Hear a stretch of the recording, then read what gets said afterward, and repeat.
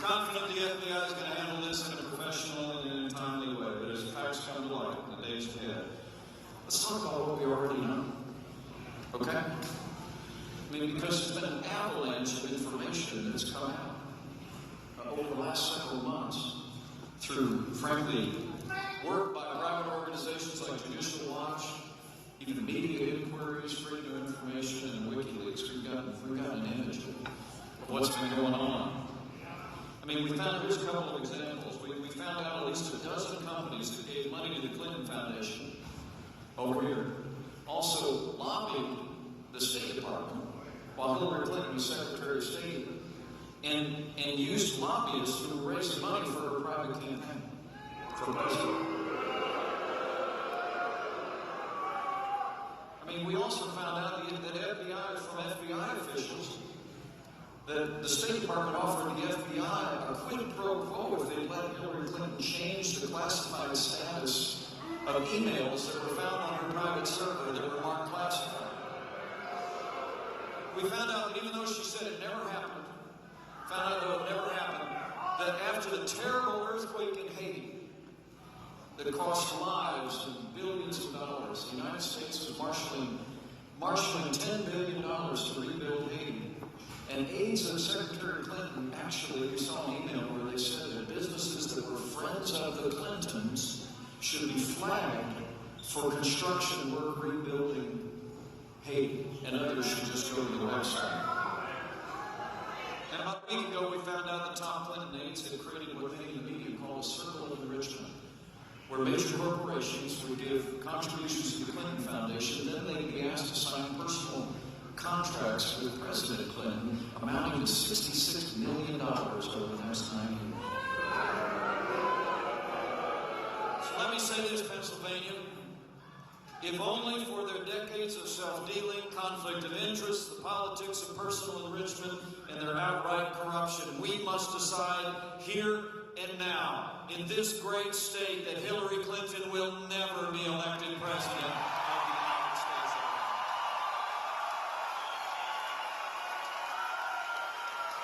The American people are sick and tired of pay-to-play politics, and that's exactly the kind of politics that's going to come to a crashing halt when Donald Trump becomes president of the United States. His only special interest will be you, the American people, and he's going to fight for you every day. Donald Trump's got a plan, a 100-day plan, to restore real accountability, transparency, and reform ethics in Washington, D.C. In a word, in the first 100 days, we're going to drain the swamp. And we're going to have government as good as our people.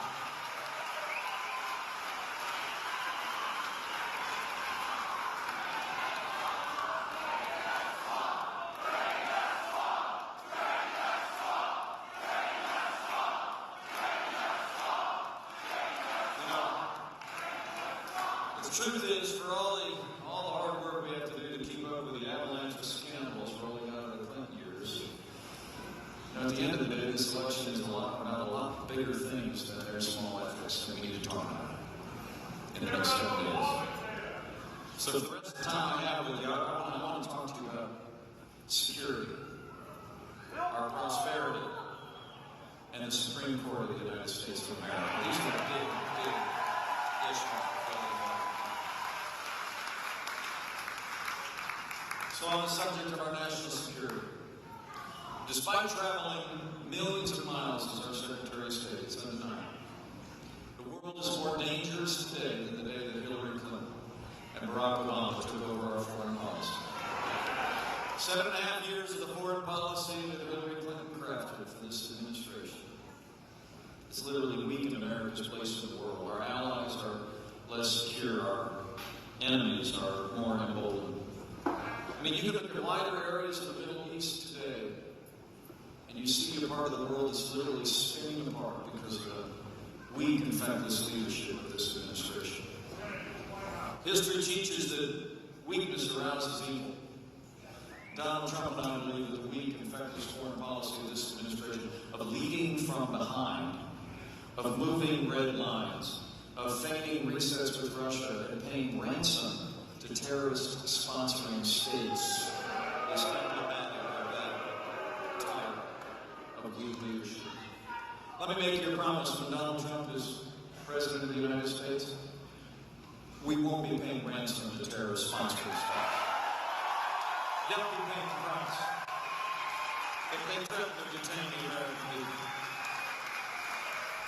But you know, it was Hillary Clinton who actually initiated that disastrous agreement with the radical mullahs in Iran. They not only got that ransom payment, but they got $150 billion. All we got was a delay in the nuclear ambitions of the leading state sponsor of terrorism. And it was Hillary Clinton and Barack Obama who failed to negotiate an agreement with the sovereign government of Iraq that would have allowed us, by the end of 2012, to leave a sufficient number of forces to preserve what the American soldier had won in Operation Iraqi Freedom. It's so important to remember that by the end of the last administration, through great hardship and great sacrifice, the American soldier won the peace and security for the people of Iraq in Operation Iraqi Freedom. History reports that it was done. As a congressman, I travel downrange to visit our soldiers every year for 10 years in a row.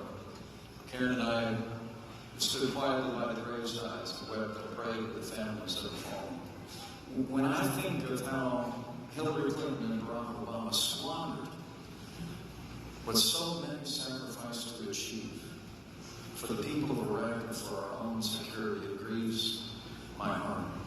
And not only that, but literally by pulling all American forces out of Iraq without what Hillary Clinton was supposed to negotiate, which was an agreement, a status of forces agreement with the country of Iraq, we created a vacuum in which the monstrous terrorist organization ISIS was able to overrun vast areas that had already been won by the American soldier. And as we stand here today, on the other side of the world, there's 5,000 American special forces in harm's way, having to win back what the American soldier had already won.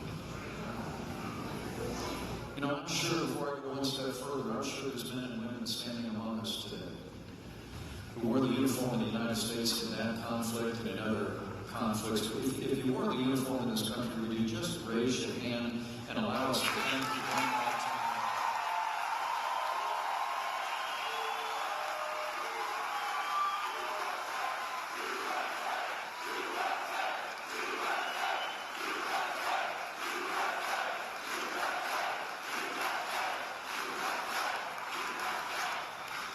Thank you for your service.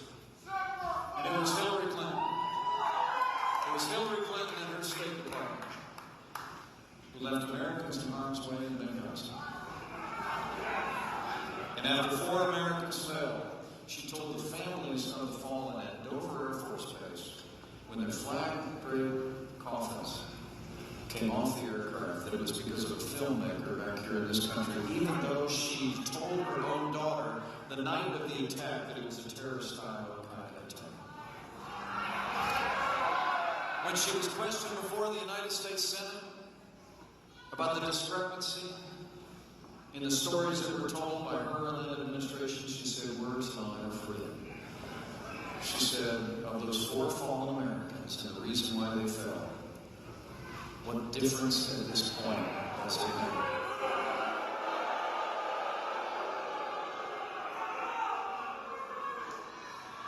Well, let me tell you right now, as the proud father of a United States Marine,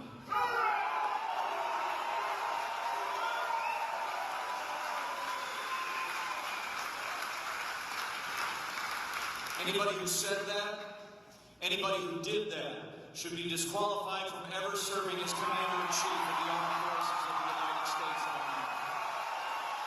You do not move Americans in harm's way and not send help. And after our heroes fall, you do not ask what difference does it make.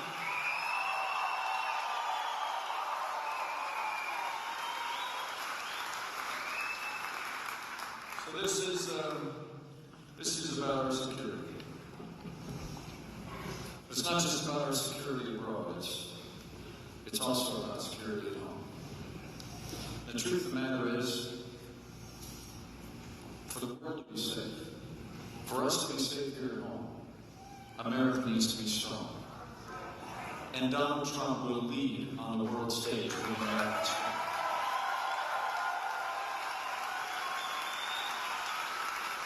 When Donald Trump becomes president of the United States of America, we will rebuild our military. We will restore the arsenal of democracy.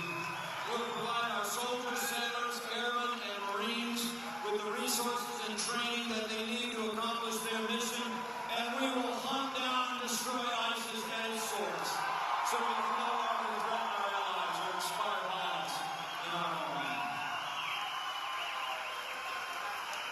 You know, that's probably why Donald Trump has been endorsed by more than 200 retired admirals and generals to be the next commander-in-chief.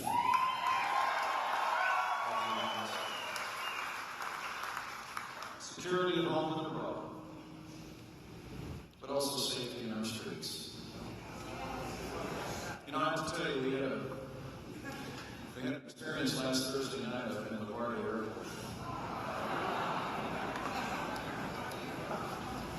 A little bit of short runway there. We slid off the runway. What was most amazing to me was that before our aircraft even came to a stop as it slid across a field, we were literally surrounded by flashing lights and first responders. We have the greatest first responders in the world. They were there to make sure we were okay, just like they do every hour, every day across this country. But you know, the truth is, it's been a very challenging time for men and women who wear the uniform of law enforcement in America. I mean, it seems like every time tragedy happens, when a police officer is performing their duties, instead of requiring full transparency and accountability, which is the public's right, there are too many in the political left and the national media that are prepared to use a broad brush to demean all the men and women in law enforcement. I mean, Hillary Clinton refers to institutional bias in law enforcement in our country. Some people talk about law enforcement as a force for division in our communities. Well, Donald Trump and I know different. The men and women who serve in law enforcement in this country are not a force for division. They are a force for good. They are the best of us, and they deserve the best of us. Would you all mind turning around and catching the eye of one of these police officers who's with us today? Just show them how much we appreciate what they and their families do for us each and every day.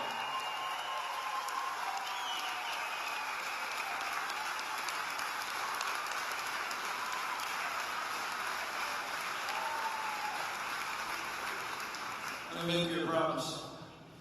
As Chief Law Enforcement Officer of the United States of America, President Donald Trump will support the men and women who serve in law enforcement at every level. He will make sure they have the resources and the tools to protect our families and go home safe to theirs, and we will restore law and order in every city and every community in this land.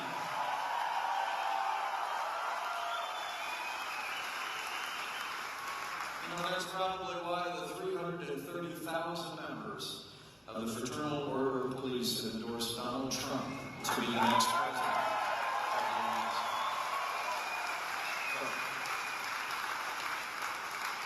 It's about security at home and abroad. It's about safety in our neighborhoods and in our streets.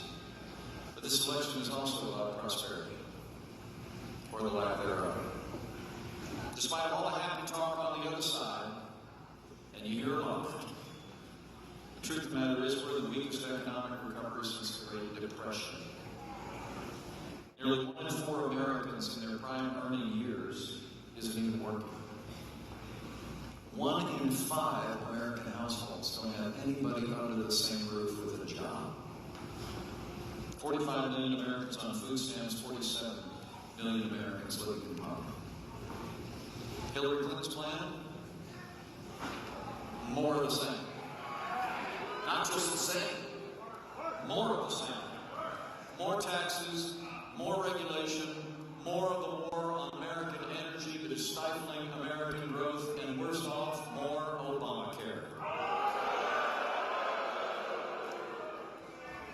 You know, they tell us this economy is the best that we can do. But I think Pennsylvania knows it. It's not the best that we can do. It's just the best they can do. And when Donald Trump becomes president of the United States of America, we're going to put time-honored American principles into practice, and we're going to get this economy moving for every American.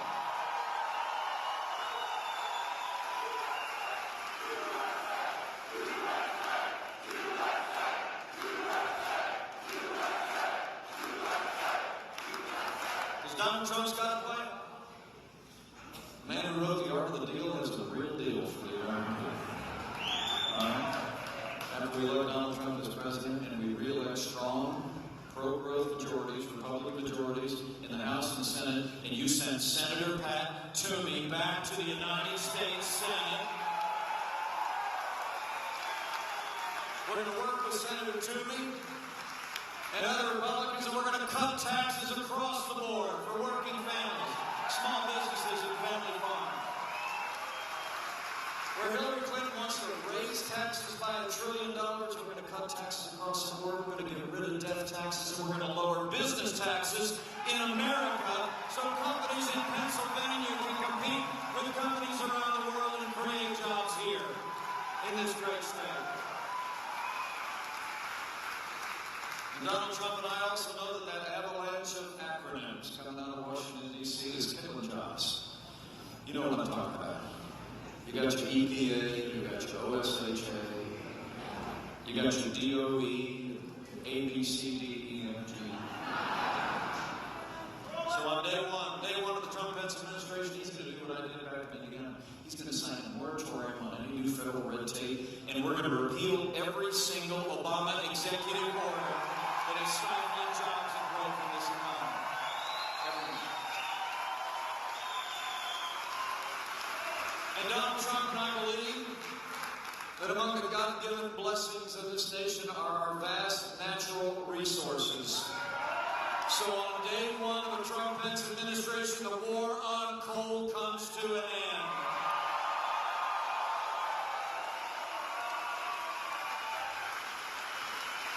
Trump digs coal.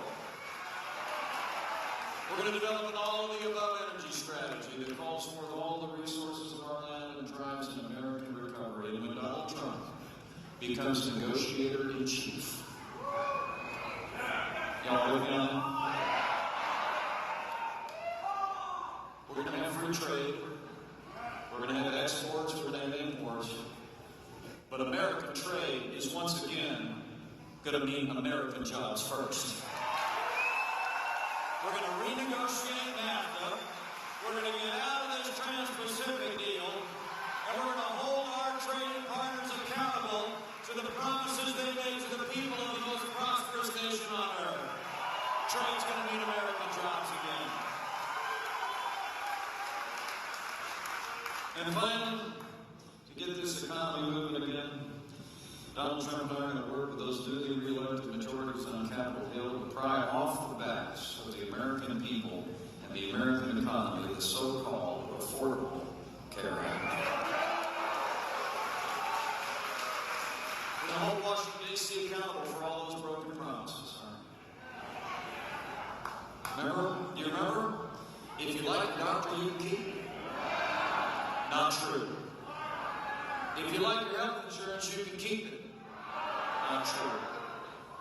If you pass this thing, your health insurance costs will go down. Not true. In fact, the Obama administration just last week, did you hear about this? Just last week, the Obama administration announced that the average premiums, and this is the first day of open enrollment this year, average premiums for 2017 are going to go up 25%. And even our opponent's husband said the costs are going up, the benefits are going down. It's the craziest thing in the world.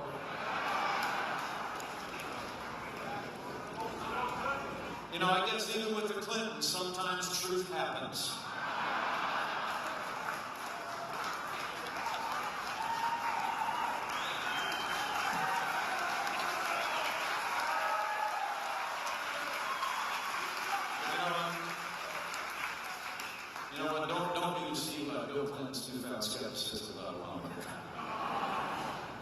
Hillary Clinton said earlier this year, words we ought to remember.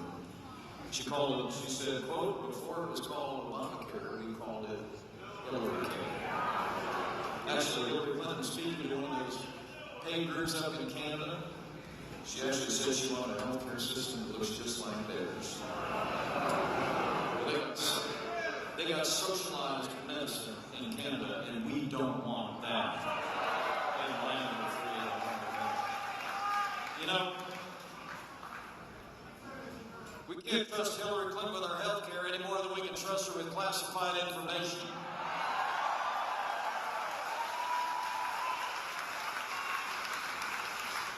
My favorite quote about all this in the last few days actually came from President Obama. Did you hear about this one? Yeah. He was giving a speech down in Florida. I was just there yesterday. He was giving a speech down in Florida about Obamacare, celebrating the 30th anniversary of the rollout, and he actually compared Obamacare to the Samsung Galaxy 7 smartphones that spontaneously burst into flames. I'm not making that up.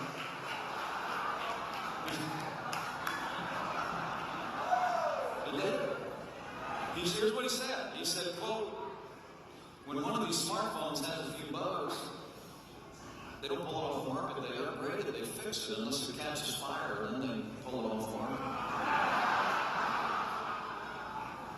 Well, what a coincidence, Mr. President.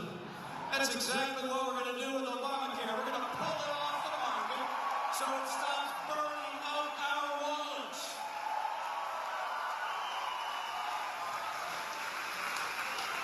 When Donald Trump becomes president of the United States, we're going to work with these great congressmen, Congressman Tim Murphy, Mike Kelly, Keith Rothfuss, and we're going to repeal Obamacare, lock, stock, and barrel.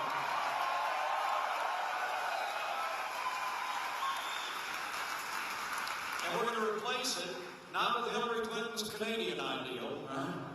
Not with socialized health care. We're going to replace it with the kind of health care reform that lowers the cost of health insurance without growing the size of government. We're going to give American consumers more choices to purchase health insurance across state lines. We're going to use the power of the free market to meet the health care needs of the American economy. That's the American way to solve the challenges of our nation in the 21st century.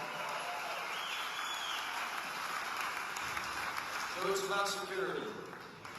At home and abroad, it's about safety, it's about prosperity. But maybe most significantly, as you leave here to talk to your neighbors and friends, I hope you'll tell them that while we're electing a president for the next 4 years, the next president will very likely set the course and direction of the Supreme Court of the United States for the next 4 years. And you're going to think long and hard about it. If you cherish our Constitution, cherish the Second Amendment. Right.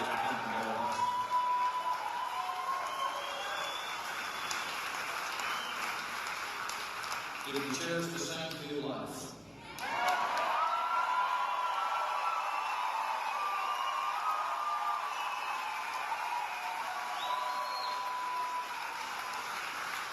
And all the God-given liberties enshrined in our Bill of Rights, you better think long and hard about it. Let Hillary Clinton, as next president of the United States, you better use more unelected judges using unaccountable power to make unconstitutional actions. In that debate she did a week and a half ago, she actually said her appointments to the Supreme Court would be people that would represent a particular point of view.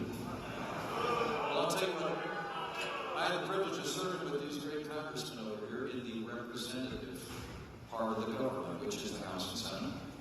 The president arguably represents all the American people. What Hillary Clinton doesn't understand is the Supreme Court is not a representative body. It's there to uphold the Constitution of the United States of America, preserve our liberties, interpret our laws, and protect our most cherished tradition. So let me say to all of you here in the Keystone State, for the sake of the rule of law, for the sake of our Constitution, for the sake of all the God-given liberties that are enshrined here, we must decide here and now that the next president to make appointments to the Supreme Court of the United States will be President Donald Trump.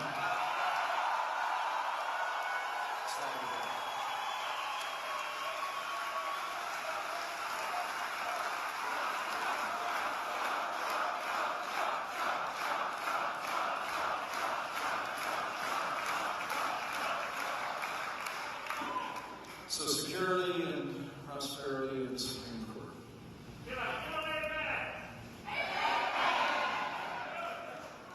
Let me say before we jump back on that airplane and head west, miles to go before we sleep, as the poet says.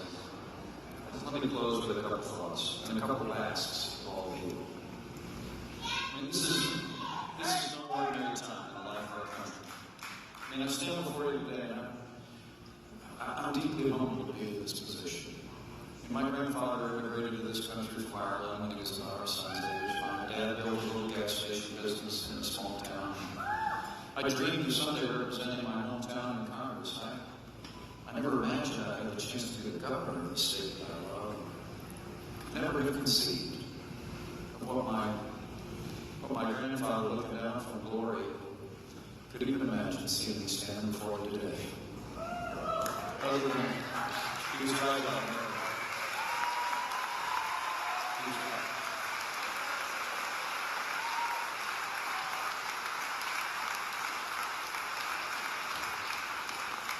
And this is a special place. And so each of us has to shoulder the responsibility that we have as Americans. So I want to encourage you to do a couple of things in the next couple of days. Number one, make plans to vote. And bring a friend, bring a coworker, bring a family member, pack a lunch, go early, cast that vote in the Keystone State on November the 8th.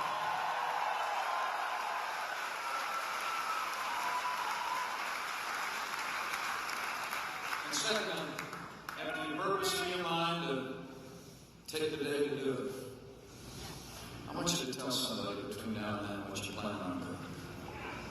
You know, I started out this talk telling you that, it's kind of been 2-on-1 out there since we first started this too.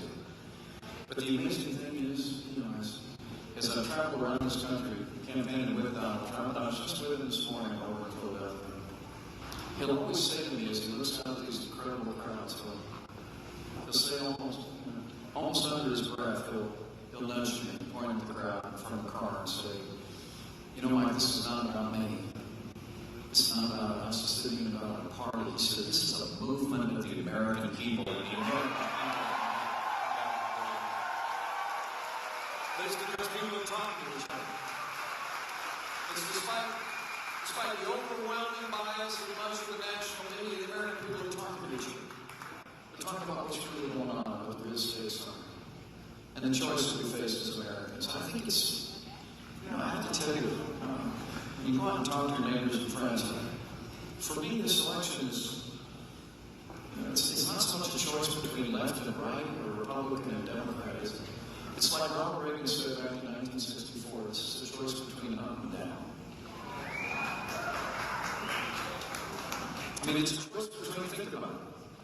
It's a choice between whether we're going to continue to go down the hill to a weaker America on the world stage, a more hollowed-out American military, abandoning our allies, emboldening our adversaries and competitors, to a more weakened American economy, stifled under the crushing weight of more taxes, more regulation, more Obamacare, and bad trade deals, and walking farther away from our most cherished constitutional traditions, or whether here in the Keystone State, we are going to stop, plant our feet, turn around, and march back up the hill to a stronger